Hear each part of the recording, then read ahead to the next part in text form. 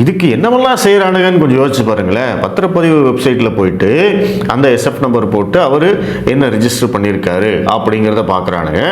அது போக இன்னொருத்தர் யாரோ அண்ணாமலையுடைய அந்த தோட்டம் இப்போ வாங்கியிருக்காரு இல்லையா, அந்த தோட்டத்துக்கு போகிறதுக்கு அந்த வீடியோ எடுத்து போட்டிருக்காரு. இந்த வழியில தான் போகணும் அப்படின்னு சொல்லி வீடியோ எடுத்து போட்டிருக்காரு.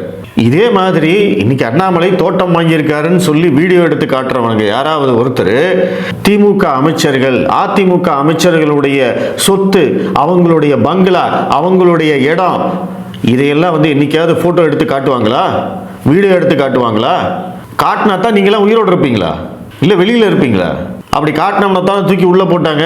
சவுக்கு சங்கர், செந்தில் பாலாஜி வீடு கட்டுறான்னு ஃபோட்டோ எடுத்து பெருசாக கெத்தாக ஃபோட்டோ போட்டானே, அதுக்கப்புறம் எங்கே இருந்தான்? இன்னைக்கு எத்தனை கேஸ் அவன் மேலே? வாரத்துக்கு 2 நாள் 3 நாள் கோர்ட்டு கேஸுக்கு அலைஞ்சிக்கிட்டு இருக்கிறான். இன்னைக்கு அதுதான் நிலைமை. அங்கே தான், அதனால தான் இவங்க அதையெல்லாம் பண்ணுறதே இல்லை.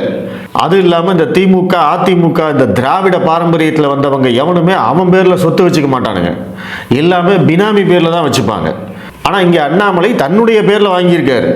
அதுலேயே தெரிஞ்சுக்க வேண்டாமா? இது நேர்மையாக எல்லா விதமான சட்ட விதிகளுக்கு உட்பட்டு தான் இதை வாங்கியிருக்காரு அப்படிங்கிறது அதுலேயே தெரிஞ்சுக்க வேண்டாமா?